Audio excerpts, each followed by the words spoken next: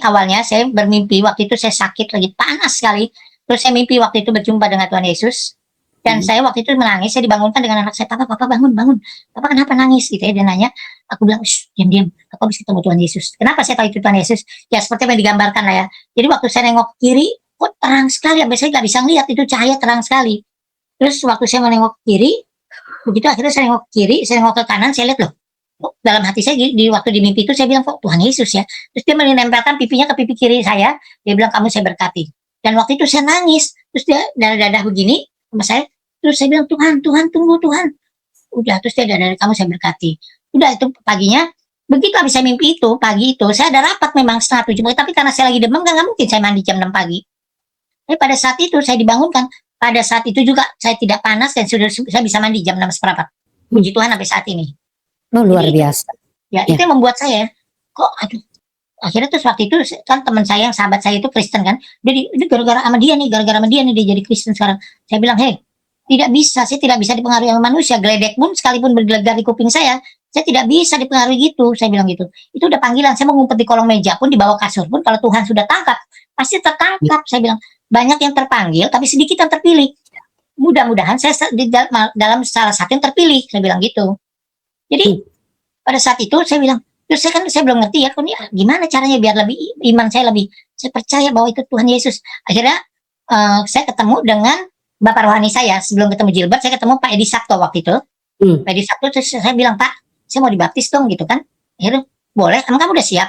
Udah Pak, tapi kamu nggak bisa langsung dibaptis, kamu harus belajar dulu apa arti baptis itu sebenarnya. Bagaimana baptis itu, kamu supaya tahu. Baptis itu perjanjian kamu dengan saya sebagai pendeta, perjanjian kamu dengan Tuhan.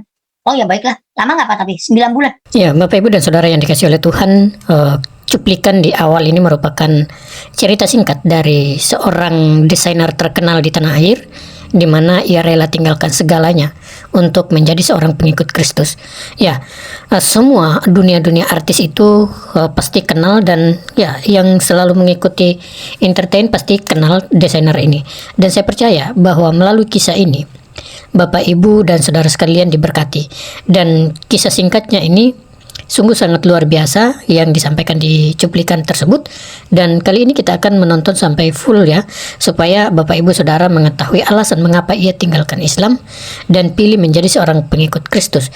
Dan alasannya sangat sederhana, karena cinta Tuhan Yesus, dan ia rela meninggalkan segala-galanya, harta, kekayaan, hanya untuk menjadi pengikut Kristus. Bahkan sampai menderita pun ia rela.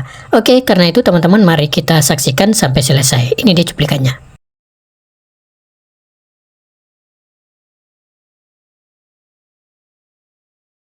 Shalom semuanya, saya perkenalkan, nama saya Aji Notonegoro, usia saya 65 tahun, dan saya mau menceritakan kesaksian. Tadinya saya dari seberang, tapi semua banyak yang terpanggil, tapi sedikit yang terpilih, tapi saya merasa saya salah satunya adalah yang terpilih. Ya, jadi untuk ini, jadi saya waktu dibaptis itu tanggal 30 Agustus 2017. Mulai saya ikut bersama Tuhan Yesus. Tapi sejak saya dibaptis, waktu itu, saya juga nggak ada pernah rencana untuk pindah agama, untuk apapun. Saya nggak percaya, karena saya percaya, dimanapun kau sembunyi, kalau Tuhan sudah menangkapmu, pasti kau tertangkap. Jadi aku percaya itu. Jadi banyak yang terpanggil, tapi sedikit sekali yang terpilih. Tapi saya termasuk salah satu yang terpilih, puji Tuhan. Nah, setelah saya ikut itu, saya mulai, tadinya saya cuma memberi kesaksian beberapa kali di gereja dan di persekutuan doa, banyak. Tapi ada satu saat, pernah ada satu pendeta, dia tidak bisa khotbah, dia waktu itu dia telepon saya, dia minta, Ji, lu bisa nggak gantiin gue? Gantiin apa? Bawain firman. Hah, lu gila, gue nggak bisa loh, gue belum pernah. Gue yakin lu bisa, coba deh. Akhirnya saya cuma berdoa pada Tuhan, Tuhan, saya ada tugas untuk melayanimu, untuk membawakan firman, apakah saya sanggup, apakah saya bisa? Jika saya Tuhan izinkan, berarti saya bisa, tapi saya melakukan akan saya izin Tuhan. Jadi semua itu terjadi karena Tuhan, bukan karena saya. Jadi semua di dalam kehidupan saya pun, saya merasa bahwa Tuhan Yesus itu luar biasa, sangat baik dan teramat baik untuk saya. Jadi dulu, waktu saya awalnya menjadi desainer, setelah saya pulang dari Paris, dari Jerman, saya kembali, saya nyoba untuk menjadi seorang perancang, karena saya tahu, saya sebagai perancang itu bukan karena saya hebat, tapi itu karena sebuah talenta dari Tuhan yang diberikan kepada saya. Jadi saya minta apapun yang saya karyakan di atas panggung, itu adalah mahakarya Tuhan Yesus, bukan mahakarya saya. Ya, kayak kalau saya hanya sebagai manusia biasa, tidak punya kelebihan apa-apa. Kelebihan saya itulah yang dikasih talenta sama Tuhan sebagai desainer. Itu yang saya kerjakan, benar-benar saya fokus. Jadi banyak yang nawarin saya untuk main sinetron, untuk ini, untuk, tapi saya bilang tidak. Ya udah, saya fokus saja pada profesi saya yang sebenarnya, karena saya tahu itu yang dikasih talenta saya dari Tuhan Yesus. Jadi saya jalankan itu aja. Kalau saya bisa sukses, bisa nama besar, itu semua karena Tuhan, bukan karena kehebatan saya, tapi karena kehebatan Tuhan Yesus untuk saya. Jadi untuk saya itu berkat itu bukan berupa uang ya. Jadi berkat itu, nafas pun saya ini adalah berkat dari Tuhan. Ya, apa kesempatan, saya percaya bahwa selama saya hidup, Tuhan itu sangat amat teramat baik. Teramat baik, teramat ajaib, ajaib luar biasa, dan teramat baik, sangat baik kepada saya. Di dalam kehidupan saya pernah merasakan sampai di puncak. Saya merasakan, kalau dibilang maaf, bukan sombong, bukan pamer. Kalau dibilang saya pernah jadi orang berada, saya pernah ngerasain. Ke ujung dunia pun saya udah pernah ngerasain. Naik pesawat dari yang ekonomi sampai first class juga saya udah pernah ngerasain. Tapi itu bukan menjadi kesombongan saya, bukan menjadi kebanggaan saya, karena itu semua anugerah dari Tuhan. Dan saya, waktu saya menjalani kehidupan ini, jadi banyak sekali. Pernah saya waktu itu, sampai saya tinggal di rumah asisten saya, dan pada waktu pagi hari itu, saya tidak punya apa-apa, tidak punya makanan apa-apa. Saya bilang sama anak saya, nah, kita cuma punya dua butir telur ayam. Iya Pak, kita cuma punya 2 butir telur ayam sama nasi yang ada di rice cooker. Besok gimana ya Pak sarapan? Jangan takut, percaya, Tuhan pasti mencukupi segala apa yang kita butuhkan. Tuhan akan memberi, bukan apa yang kita minta, tapi Tuhan memberi apa yang kita butuhkan. Dan saya percaya itu. Saya bilang sama anak-anak saya, percaya, kita berdoa sama-sama. Dan saya berdoa malam itu sama-sama dengan anak saya. Saya bilang, Tuhan, ini saya nggak punya makanan. Percaya nggak, besok paginya saya diantarin sama salah satu dari klien saya, satu mobil, apa dia namanya, Suzuki Grand Max. Itu ya, itu ada telur, ada buah, ada sirup, ada susu, ada beras, ada sayur mayur, ada daging, ada ayam. Jadi itu luar biasa ya. Karena kita tidak pernah tahu, tidak ada manusia pun sehebat apapun tahu rencana Tuhan 1 detik ke depan, itu tidak ada ya. Jadi kalau kita bisa kaya, bisa segala macam, itu bukan karena kehebatan kita, itu karena anugerah dari Tuhan Yesus untuk kita. Anugerah dari Tuhan, dan kita bukan untuk dipamerin, bukan untuk digaya-gayain ya. Kalau kita tuh, oh Tuhan tidak menginginkan itu, oh kamu memang ketemu Tuhan tuh harus pakai mercy, harus pakai, oh enggak, Tuhan tidak perlu itu. Tuhan cuma melihat bagaimana iman kamu kepada saya, dan bagaimana besarnya kepercayaan kamu kepada saya. Itu kuncinya. Untuk saya, iman dan percaya itu adalah kuncinya. Karena begini, kalau kita setiap doa ya, di agama apapun, kalau kita setiap doa, tapi kalau iman kita tidak pas kepada Tuhan, you get nothing from your prayer. Kamu tidak akan mendapatkan apa-apa dari doamu, karena Tuhan cuma melihat iman ya. Misalnya nih, kita dipercobakan, wah kita harus ada bayaran ini tanggal segini, tapi kita sampai tanggal 30 misalnya, sampai tanggal 29 kita belum pegang uang. Percayakan sama Tuhan, Tuhan pasti berikan tepat pada waktunya. Janji Tuhan tuh pasti tepat pada waktunya. Benar-benar tanggal 29 kita bisa, nggak tahu dari mana, tahu-tahu dapat uang, kita bisa membayar hal untuk yang tanggal 30 kita bayar. Dan itu kejadian berulang kali. Karena apa? Karena iman. Jadi saya juga waktu saya udah ikut Tuhan Yesus, ya, saya banyak diomongin orang-orang begini-begini. Oh, sampai teman saya bilang, Ji, lu nggak baca netizen tuh? Di apa sih, di YouTube atau apa, lu ada netizen pada ngomong gini-gini. Aku bilang, saya nggak kenal sama netizen, ngapain saya nggak ada netizen? Ya kan? Saya untuk apa saya peduliin omongan mereka? Orang saya kenal juga enggak. Ya kan? Mereka kan nggak tahu saya, cuma mereka tahu nama saya. Mereka tahu, oh si Aji pindah agama, murtad, gini gitu kan. Ya itu whatever you say lah, terserah kalian. Kamu mau bicara apa? Untuk saya nggak peduli. Yang untuk saya yang penting, saya bersama Tuhan Yesus, saya merasa nyaman, saya merasa sukacita, damai sejahtera. Itu kuncinya untuk saya. Saya nggak peduli orang mau ngomong apa, nggak peduli, oh murtad, begini. Ya saya walaupun jelek-jelek ini, umroh saya juga udah pernah ya. Ke Mekah saya udah pernah, ke Madinah saya udah pernah, nyium Hajar Aswad saya udah pernah, ke Bethlehem saya juga udah pernah, udah 3-4 kali ya. Masih ke Yerusalem juga saya udah 3-4 kali. Jadi apa yang mau sombongin manusia? Apa sih mau disombongin? Kalau kita bilang kita kaya, masih ada langit di atas langit, masih ada yang lebih kaya. Kalau kita kaya nggak seberapa, terus kita pamerin rumah, pamerin mobil, pamerin harta, kita malu sama orang yang lebih kaya. Orang lebih kaya ngetawain kita. Ya, kalau saya nggak ngeliat ke situ, saya berteman sama orang juga nggak ngeliat dia kaya, dia miskin, ya dia supir kayak dia siapa. Kalau saya makan di restoran, saya lagi sama taksi, supir taksinya belum makan, ya udah saya ajak makan, duduk bersama saya. Kenapa Tuhan tidak melihat itu kok? Yang penting, walaupun saya ajak mereka, tapi saya dengan ikhlas, saya tulus, bukan untuk dipamerin, bukan untuk gaya-gaya, bukan. Karena kita punya kasih. Ya, makanya itu ayat favorit saya adalah Galatia 5 ayat 14. Kasihilah sesamamu, musuhmu seperti engkau mengasihi dirimu sendiri. Itu ya, kenapa pelajaran Yesus paling besar adalah kasih. Ya, kamu boleh apa aja, tapi kalau kamu tidak ada kasih, kamu hidup tidak akan merasa damai. Ya, Jadi saya selalu, walaupun saya lihat di berita di TV, ada yang kecelakaan, saya selalu tumpang tangan di TV. Tapi Tuhan Yesus tolong mereka, keluarganya yang ditinggalkan, yang mendengar berita ini, diberi kekuatan, diberi keikhlasan, diberi ketabahan. Dan jangan sampai ada penderitaan, diberikan berkat Tuhan melimpah. Supaya diberi penghiburan, supaya jangan ada kesedihan. Tuhan gantikan dengan sukacita. Saya selalu nggak kenal, saya selalu melihat orang di jalan pun, saya lihat ada mobil jenazah gitu ya, lagi membawa jenazah gitu, saya juga doakan, selalu saya doakan, siapapun, saya nggak kenal pun saya doakan. Dan untuk saya yang penting, kita itu punya kasih, ya. Kasih itu tidak berupa, karena gini, kalau orang kaya, saya kan banyak nih kita lihat di TV ya, untuk sesi flexing ya, nyumbang apa, dipamerin ke TV, dikasih lihat, nyumbang 50.000, 100.000, 50.000, 100.000, 200.000 dipamerin, untuk apa? Ya, kan di dalam firman Tuhan, Tuhan katakan, berbuatlah sesuatu dengan ikhlas, tapi nggak perlu dikasih tahu ke orang lain, biar aku yang tidak terlihat oleh biji matamu, aku yang melihat apa yang kau lakukan. Yang penting lihat kita baik, gitu loh. Bukan untuk dipamerin, ya kan? Kalau kita nyumbang 1 juta dipamerin, bisa ada orang yang nyumbang 10 juta, begitu. Ya, jadi lebih baik rendah hati, ya. Rendah hati, percaya diri, itu yang penting. Dan beriman kepada Tuhan, itu yang paling penting udah. Dan percaya, apapun jangan karena salah ucap, karena ucapan adalah doa. Dan saya percaya kok kalau saya lagi butuh, saya cuma bilang, Tuhan, terima kasih Tuhan, Kau telah melipat gandakan keuanganku, Kau telah melipat gandakan makanan yang ada di rumahku. Dan itu dengan iman kamu percaya, kamu bicara, dan itu terjadi besok paginya. Beneran. Bahkan Tuhan bilang, Tuhan kita itu ajaib, tapi sangat terutama baik, teramat baik. Udah deh, itu benar-benar iman. Saya juga pernah sakit. Ya, waktu itu saya pernah sakit, jadi saya kena diabetes. Terus waktu itu saya lagi ada acara Menhu, ya saya turun naik panggung. Waktu itu udah waktunya makan siang. Saya diajak makan, yuk kita makan dulu Ji, katanya. Begitu makan saya mau nyuap, saya udah gak bisa masuk nih makanan. Oh mual ya saya mau. Akhirnya waktu itu asisten saya, manajer saya bilang, ayo kita ke rumah sakit, kita lihat nih kayaknya mesti diinfus. Saya ke rumah sakit itu masih nenteng tas sendiri dari mobil ke dalam rumah sakit, masih jalan sendiri. Terus saya ketemu dokter, karena dokter juga udah kenal sama saya.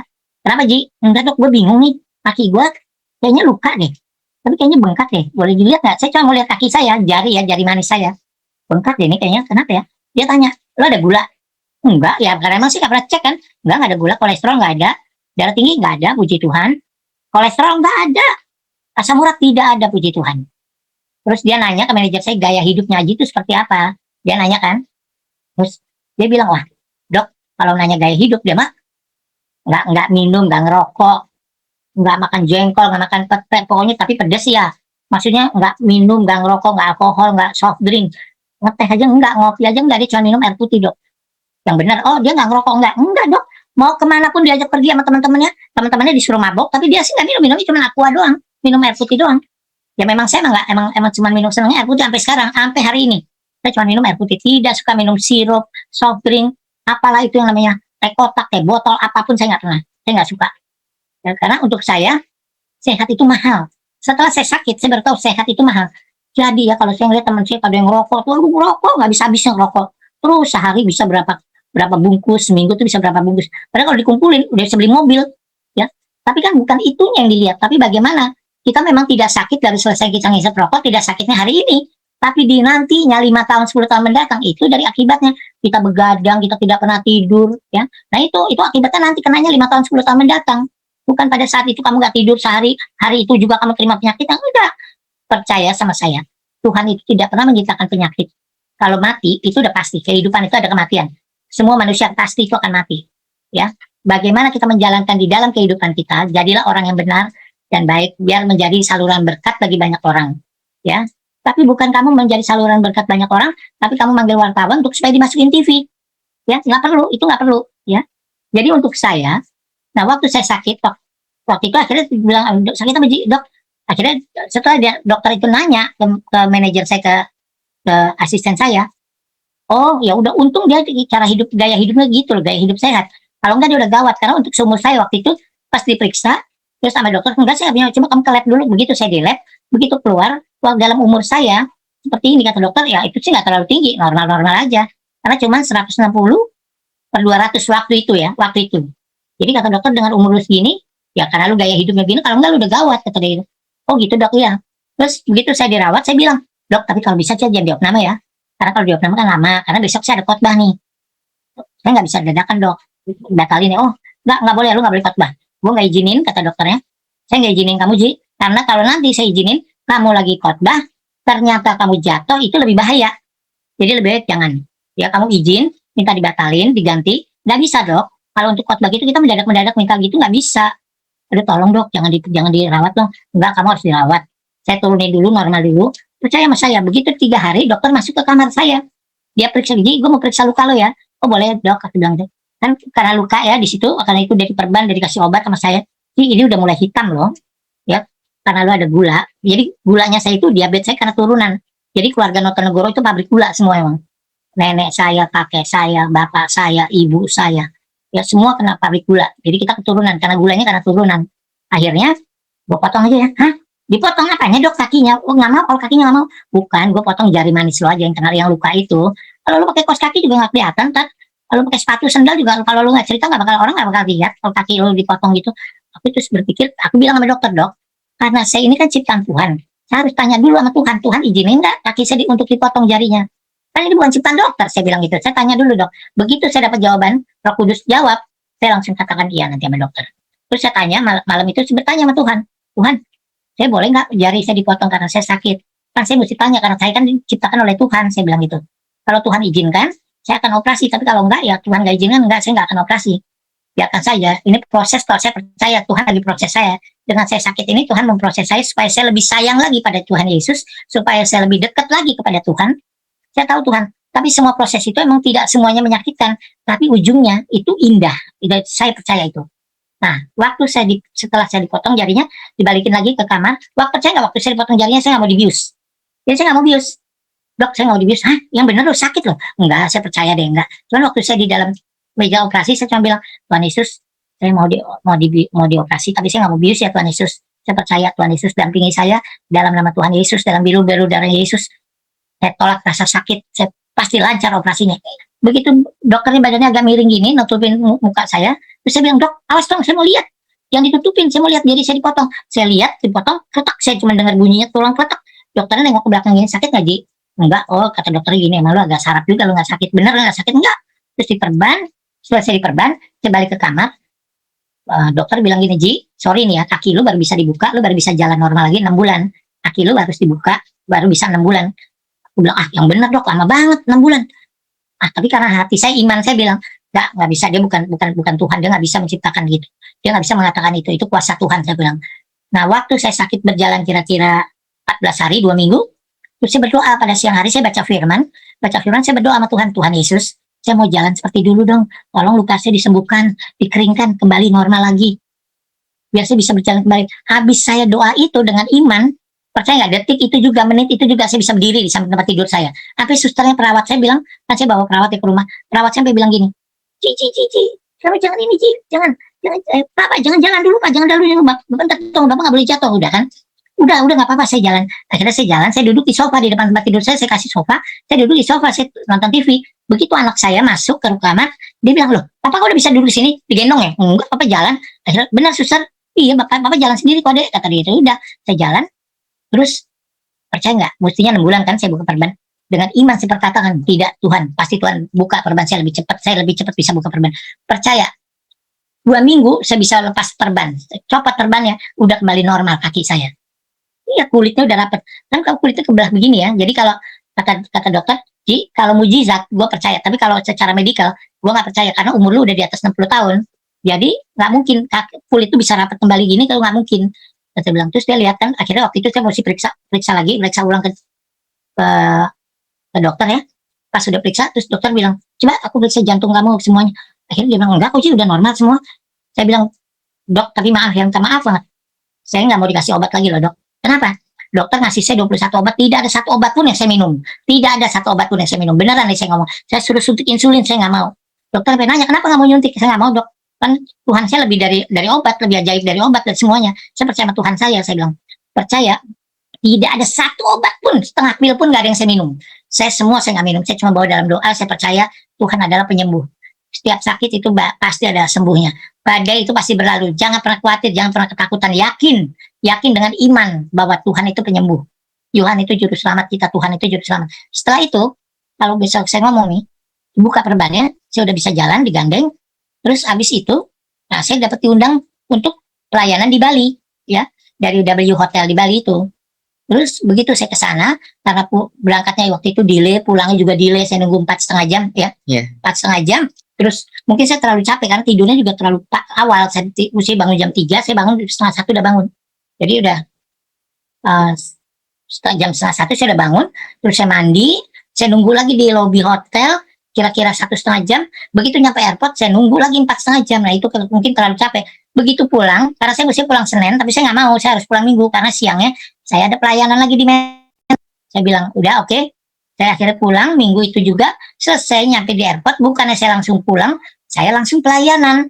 Begitu di pelayanan, karena banyak yang minta didoain, Pak Haji tolong ini dong Pak Haji, Mas Haji tolong dong doain gitu kan. Jadi karena kita sambil ngobrol, sambil doa-doa, akhirnya saya sampai rumah setengah 10, baru pulang setengah 10 malam. Karena setengah 3 pagi itu saya harus bangun, baca firman dan doa, saya pipis ke kamar mandi. Begitu saya pipis, kok saya kayak ngelayang gini, kayak mau jatuh ya. Saya teriak sama anak saya, Andrew, papa mau jatuh. Untung dia lari cepat ke kamar mandi, dia tangkap saya. Kalau nggak saya jatuh di kamar mandi. Tapi itu semua karena Tuhan yang menopang saya, bukan karena anak saya, tapi karena Tuhan menopang saya.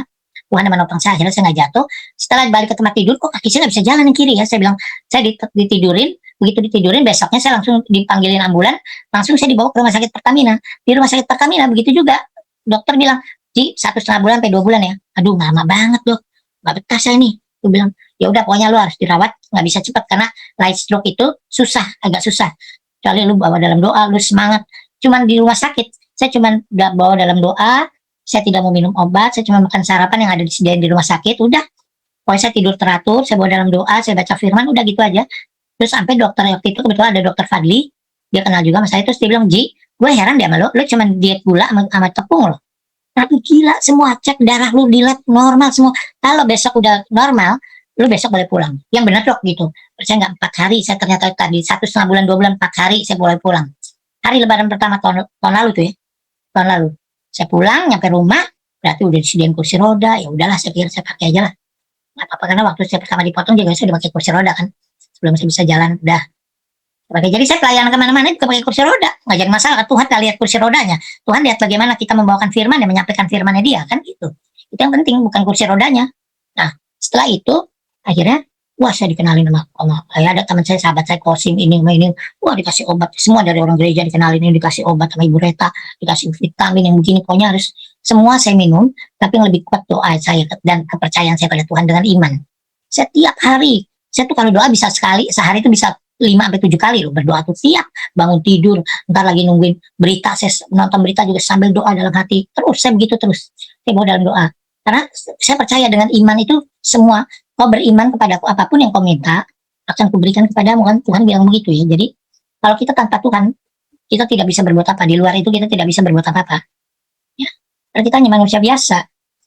Ya, karena Tuhan Yesus itu luar biasa, luar biasa. Jadi saya makanya saya waktu terus akhirnya begitu saya light stroke, terus saya bisa sembuh, bisa duduk kembali. Suara semua orang teman saya kalau nelfon, Ci lu sakit benar, kenapa? Oh suara lu kayak nggak orang sakit ya, kayak orang normal. Ya masa jangan sampai dong tolak dalam nama Yesus ya. Ya sakit kan sakit cuma badannya, bukan mentalnya, bukan tenggorokan, bukan suaranya. Ya saya percaya karena ada Tuhan Yesus berserta saya setiap waktu ya, Immanuel, dan itu saya percaya sekali. Jadi tidak ada yang mustahil bagi Tuhan untuk kita.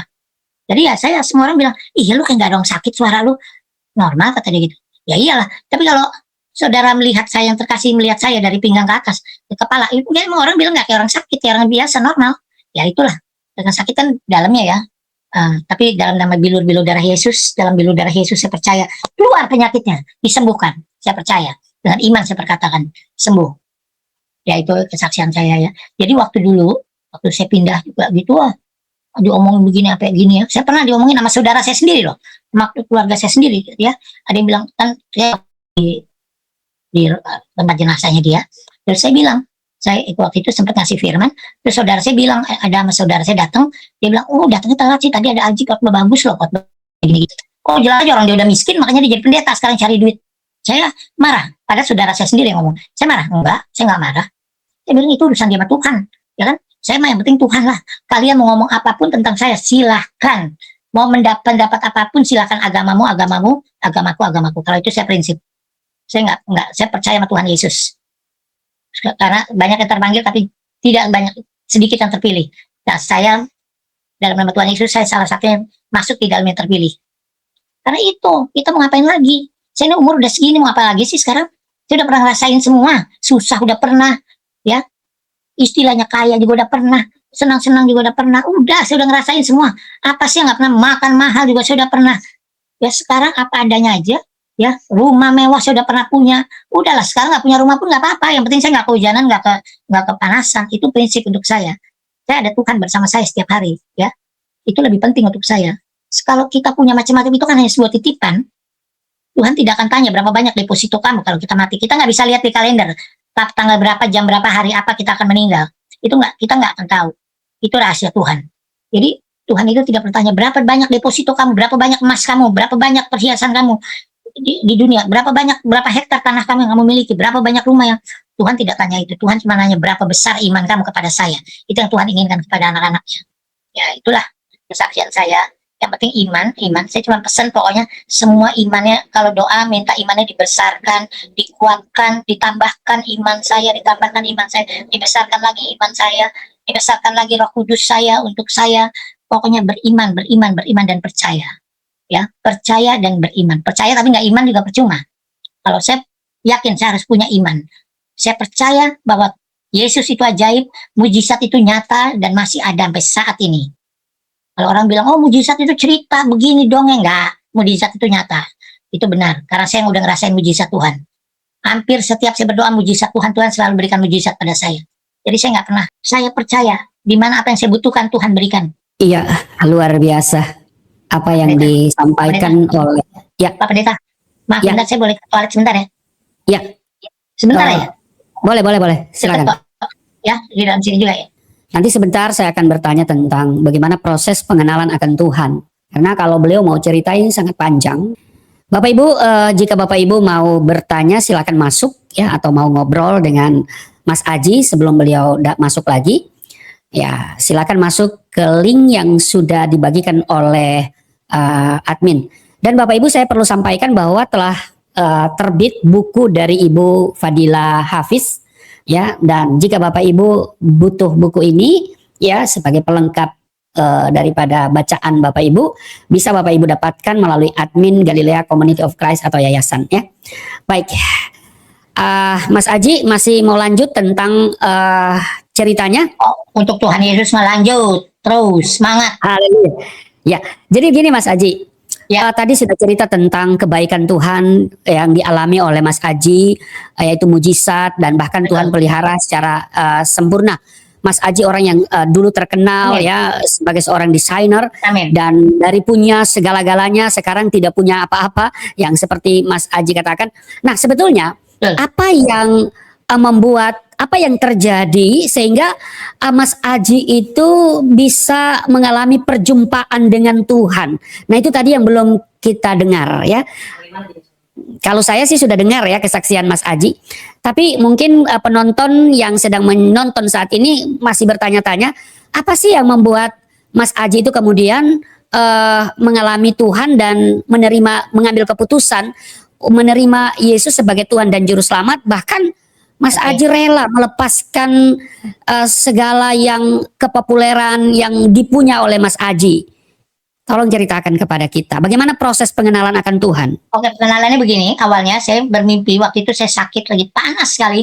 Terus saya mimpi waktu itu berjumpa dengan Tuhan Yesus.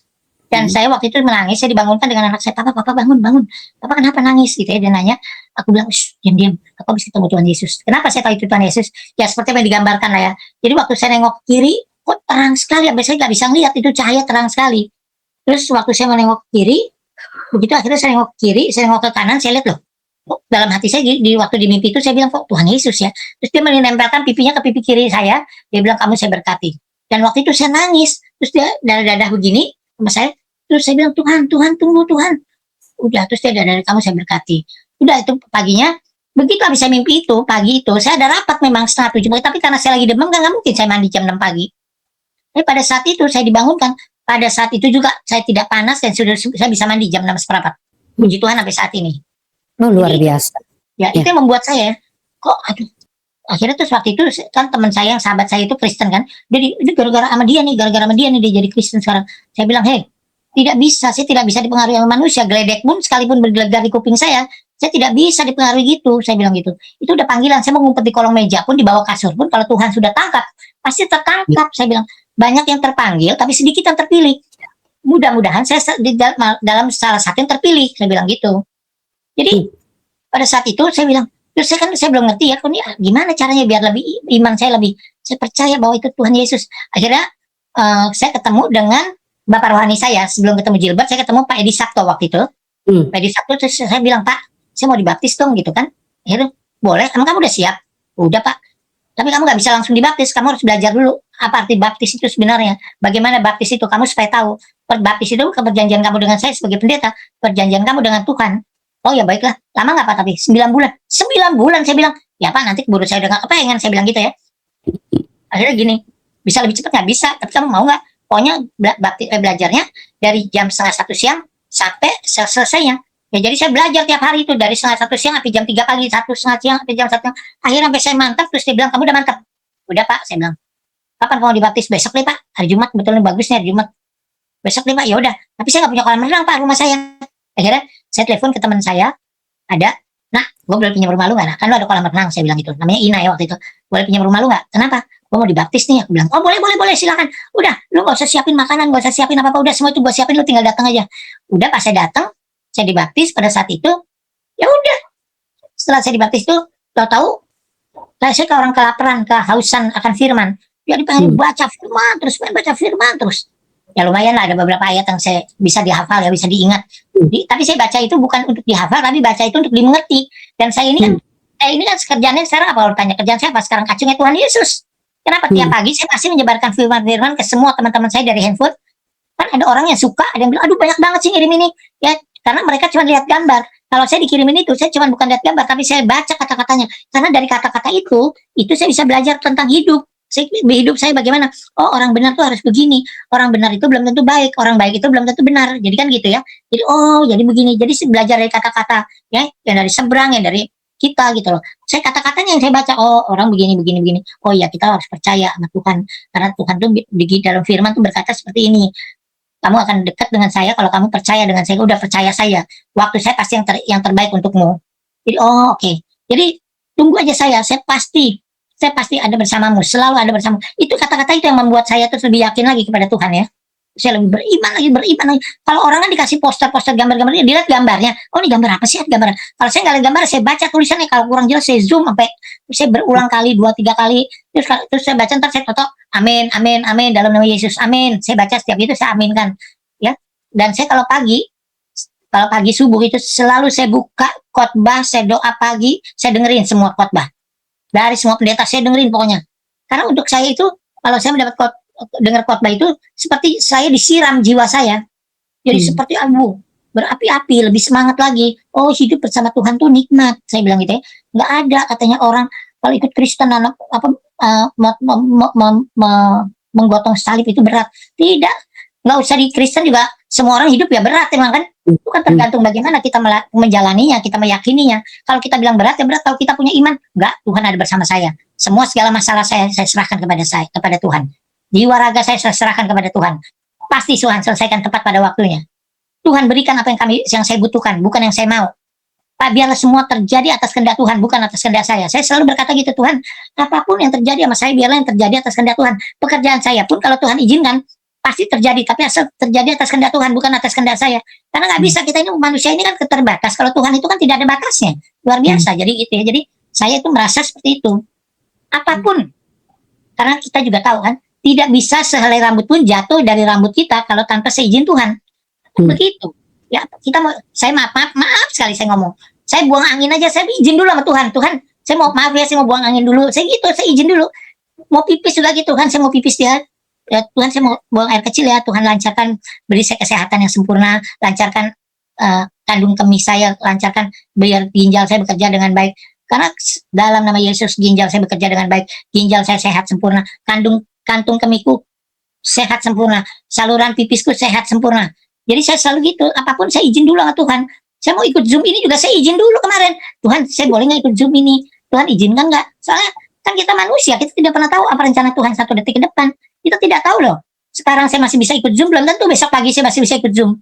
Ya kan? Kita tidak tahu. Coba kalau kita lihat itu kan berita lagi senang-senang, lagi ini baru lihat beritanya, baru lihat kabarnya dia lagi senang-senang, tahu-tahu turut berduka cita besok paginya. Ya kan? Karena apa? Karena kita dalam tidur pun kita harus beriman, minta izin, Tuhan saya izin dong, malam ini saya mau pergi tidur. Tuhan perintahkan para malaikatmu untuk mendampingi saya di kiri kanan saya, depan belakang saya, atas bawah saya. Berikan saya tidur dengan dalam keadaan sehat, sempurna. Jauhkan saya dari mimpi buruk, mimpi berbau maksiat, mimpi-mimpi jorok. Tolak dalam nama Yesus. Tuhan Yesus, saya serahkan jiwa, raga, dan roh saya kepadamu di dalam tidurku ini. Aku percaya Tuhan ada bersama saya. Saya selalu gitu, tiap apapun saya izin sama Tuhan. Mau ditawarin pelayanan di mana, saya izin dulu sama Tuhan. Kalau Tuhan izinkan, kita nggak pernah tahu loh rahasia Tuhan. Tidak ada manusia sehebat apapun yang tahu rencana Tuhan 1 detik ke depan. Ya, yang penting kita berani menyerahkan semua hidup kita, diri kita, roh kita, jiwa kita ke dalam tangan Tuhan. Karena kita harus tahu kuasa Tuhan itu besar sekali. Coba di dalam nama Tuhan Yesus tidak ada kata-kata dari agama lain, dari yang lain lebih dahsyat dari kata-kata itu. Karena di dalam nama Yesus kata-kata itu luar biasa sekali. Anda naik motor malam-malam hujan deras, Anda wah siul-siul dengerin lagu, atau ada jenglongan, ya ada jalanan bolong, ada banjirnya nggak kelihatan, ya Anda dengan senang-senang. Tapi kalau Anda selalu bilang dalam nama Yesus, dalam perjalanan, dalam hati, dalam nama Yesus, jenglongan itu walaupun Anda lewatin, sir, itu tidak akan terjadi. Jenglong tidak akan diselamatkan, dipegang sama Tuhan Yesus, ditopang, kamu tidak akan jatuh. Karena di dalam nama Yesus, dalam nama Tuhan Yesus itu punya luar biasa, ajaib yang luar biasa. Itu luar biasa, kata-kata luar biasa. Tidak ada yang lebih dahsyat dari itu pokoknya. Percaya sama saya. Saya percaya dan dengan iman saya katakan itu. Dalam nama Yesus. Mas Aji, sebelum mengalami penglihatan atau sebutlah itu mimpi, bagaimana pandangan Mas Aji tentang kekristenan dan Tuhan Yesus? Oke, saya melihatnya gini ya kalau dulu ya sebelum saya ikut Tuhan Yesus, saya melihat kok orang kalau pulang dari gereja itu mukanya semua ceria ya, sukacita gitu loh ya. Ya karena saya juga pernah di seberang kan, jadi saya tahu gitu ya. Terus kok enak gitu ya, praktis gitu ya, nggak ribet gitu, kita masih bisa berdoa di mana saja. Tuhan tidak pilih-pilih tempat, harus begini, harus begini. Yang penting, yang penting kita punya iman dan percaya. Itu aja kan kuncinya sebenarnya. Jadi waktu itu kehidupan saya ngerasa, kok orang Kristen itu penuh damai, sukacita ya gitu loh. Kok kayak nggak ada bermusuhan gitu. Saya juga gitu sama teman saya yang Muslim, saya kasih firman apa Muslim ya nggak apa-apa, saya sebarin aja. Karena saya pikir semua firman itu sama kok. Tapi bagaimana kita menanggapinya, kita percaya. Karena saya percaya tidak ada agama yang mengajarkan kejelekan, tidak ada agama mengajar kesalahan. Semua mengajarkan kebenaran. Semua agama itu mengajarinnya pasti kebenaran dan kebaikan. Tidak ada mengajarkan kejahatan yang jelek-jelek, tidak ada. Jadi kalau saya punya prinsip, apapun teman saya, agama pun dari manapun, itu untuk saya tidak masalah. Biar bagaimanapun itu adalah saudara-saudara. Ya saudara-saudara kita dalam Tuhan. Jadi kita harus saling mendukung, toleransi harus besar, tidak boleh membeda-bedakan, tidak boleh menjelek-jelekan.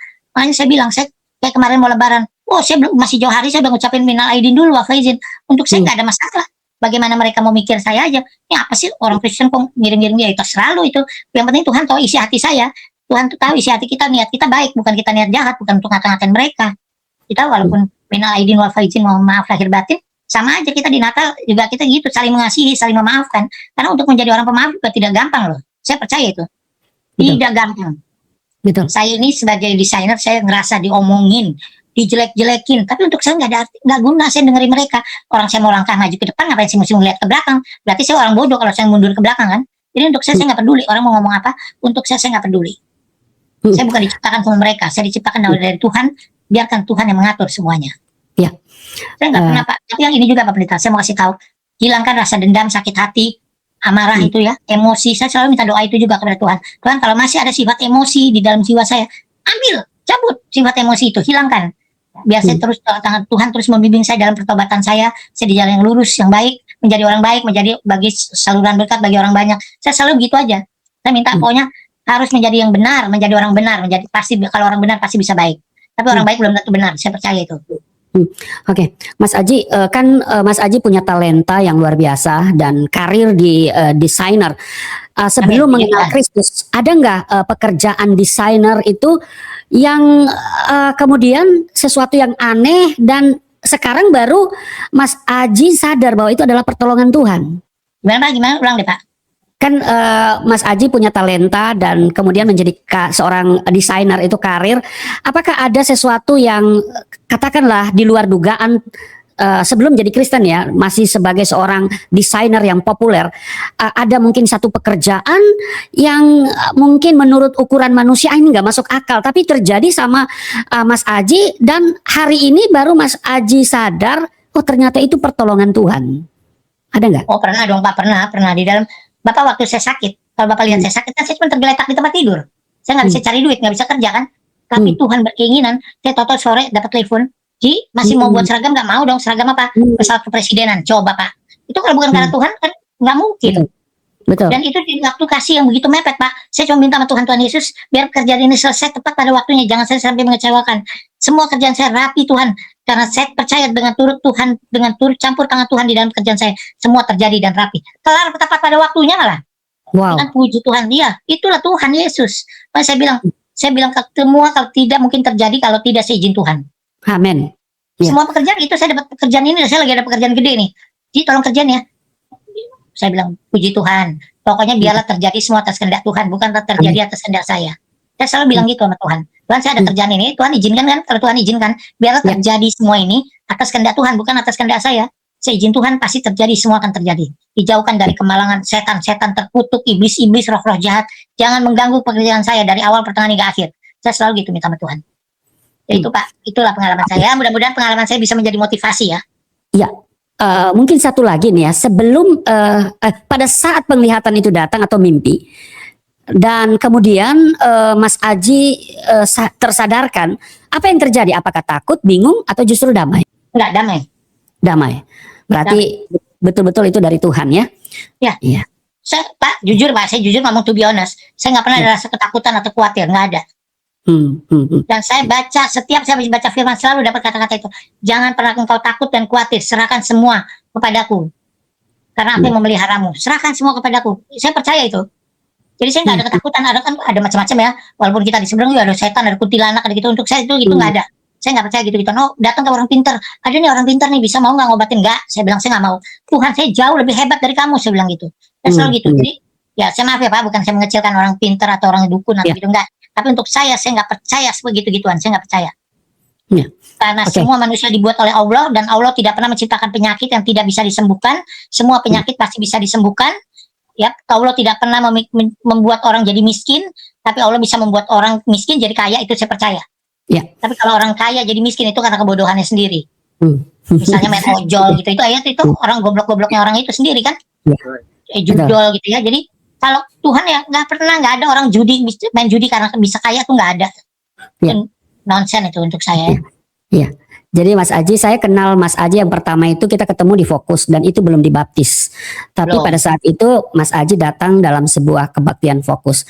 Tapi pertemuan kita yang kedua, karena waktu itu saya menyampaikan firman Tuhan di satu tempat di daerah kawasan Cinere. Di Cinere. Di BSD kan? Di Cinere kayaknya. Di satu taman, itu taman apa namanya. Di situ Mas Aji sudah sudah dibaptis. Nah, satu lagi ini paling terakhir. Aduh sebenarnya banyak sih ya. Gini Mas Aji.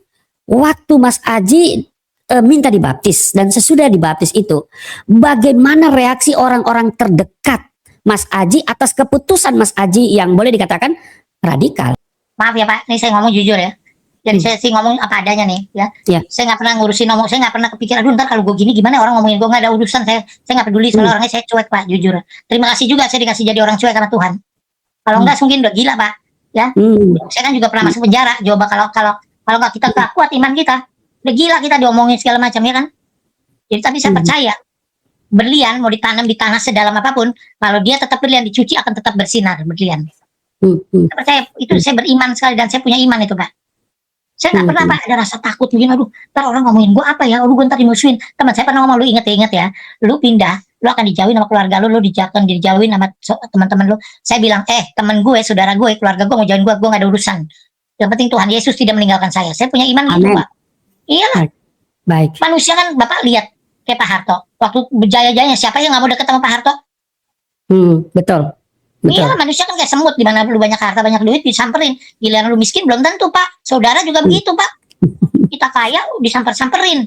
Nggak minta makanan juga dikirimin, tapi begitu kita miskin, boro-boro.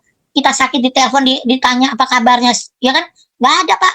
Jadi dengan saya diproses Tuhan ini, saya lebih banyak mengenal tentang manusia. Amin.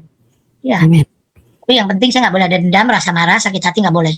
Mau siapapun itu saya nggak boleh. Saya mau dikatain anjing, mau dikatain apa Pak, sama teman-teman saya, sama orang-orang, saya nggak peduli. Saya nggak pernah marah, Pak. Silahkan. Karena menurut saya, kalau lu ngatain gue anjing, ya berarti anjing lu, bukan gue. Iya, itu Baik. aja. Jadi hidup kita tidak dipengaruhi oleh apa kata orang ya, tetapi Jangan. apa kata Tuhan. Tetapi Betul. apa kata Tuhan. Jalani aja Baik. perintah-perintahnya Tuhan. Baik. Hidupmu nyaman, sukacita, Baik. damai sejahtera. Baik. Iya. Kalau kita Iya. hidup atas kemauan kita sendiri, nggak enak Pak rasanya. Iya. Ya mau kaya duitnya berapa triliun juga waktu ke COVID. Orang punya Iya. berapa pabrik tuh, punya duit ratusan triliun, emang duitnya dia bisa ngidupin dia begitu dia mati koma? Iya. Kan nggak bisa. Betul. Ya Tuhan, kamu berdoa pada Tuhan, kamu beriman, Tuhan akan sembuhkan kamu, gitu aja. Iya. Money is not everything. Tapi orang Baik. perlu uang untuk hidup. Wow. Ya, haleluya, puji Tuhan, kesaksian yang sungguh sangat luar biasa dan sangat-sangat memberkati Bapak Ibu. Ya, seperti yang kita sudah dengarkan bersama bahwa ketika Tuhan yang sudah memanggil kita, maka tidak seorang pun yang dapat membatalkan atau tidak seorang pun yang dapat menolak panggilan Tuhan. Nah, itulah kira-kira yang disampaikan di inti poin dari Murtadin ini. Kenapa? Karena ya kita tidak bisa lari kemana, ya. Kita pernah ini ya, kalau Bapak Ibu Saudara masih ingat kisahnya Yunus berusaha lari dari panggilan Tuhan, tapi endingnya ia juga tetap mengikuti panggilan Tuhan. Nah, hal yang sama pun juga bisa dialami oleh Pak Aji ini ya, Pak Aji Notonegoro tadi ya, seorang desainer ternama di tanah air, dan ketika ia mengalami perjumpaan pribadi dengan Tuhan Yesus, bilang tidak bisa lari, tidak bisa menghindar. Kenapa? Karena Tuhan Yesus sendiri itu yang memanggil. Jadi kesempatan itu ditangkap, kesempatan itu ditanggapi. Kenapa? Karena ya masih bersyukur Tuhan masih memberikan kita napas kehidupan, masih bersyukur Tuhan masih memberikan kita kesempatan. Jadi ketika ia mengalami sakit dan dalam kondisi tubuh yang kurang sehat, itulah dia mengalami kasih Tuhan, dia mengalami perjumpaan pribadi dengan Tuhan Yesus, dan ia bersyukur seperti yang saya bilang tadi. Itulah cara Tuhan membuat seseorang itu percaya kepada dia. Itulah cara Tuhan memanggil seseorang untuk mau menjadi pelayannya. Itulah cara Tuhan untuk memanggil seseorang, memilih seseorang untuk mau menjadi saluran berkatnya.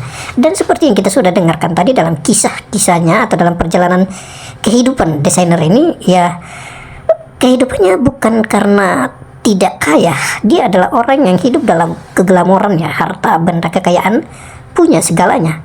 Bahkan dia sampaikan keliling dunia, yes, iya, dia kelilingi dunia. Tapi apakah itu menjamin kebahagiaan? Itu yang menjadi pertanyaan. Jadi Bapak Ibu Saudara, kekayaan, harta melimpah seberapapun, itu semuanya tidak menjamin kebahagiaan, kecuali ketika kita mengalami perjumpaan pribadi dengan Tuhan Yesus dan mengalami kepuasan itu sendiri, dan kebahagiaan itu menjadi bagian kita, menjadi milik kita ketika kita mengikuti panggilan Tuhan. Ya memang tidak mudah, tapi kembali kita yang memikirkan bagaimana kita cara menjalani panggilan Tuhan itu. Kalau kita jalani panggilan Tuhan itu dengan bersungut-sungut, ya pasti saja berat. Tapi ketika kita jalani panggilan Tuhan itu dengan senang hati, dengan lapang dada, dan dengan penuh kegembiraan, ya pasti rasanya akan ringan. Saya rasa itu tidak ada yang berat ketika kita mengikuti panggilan Tuhan. Itu kembali kepada diri kita masing-masing. Nah, karena itu Bapak Ibu Saudaraku, melalui kisah ini saya berharap Bapak Ibu dan Saudara sekalian diberkati, dan saya berharap Bapak Ibu dan Saudara juga mengalami hal-hal yang sungguh luar biasa seperti yang dialami oleh Murtadin ini. Kiranya Tuhan Yesus memberkati. Jangan lupa share, like, komen, dan subscribe channel ini supaya semakin banyak orang yang menonton dan semakin banyak orang diberkati, karena tujuan channel ini adalah memberkati sebanyak mungkin jiwa, dan sebanyak mungkin jiwa juga mengenal kasih Kristus. Kiranya Tuhan Yesus memberkati kita semua. Salam damai sejahtera, shalom.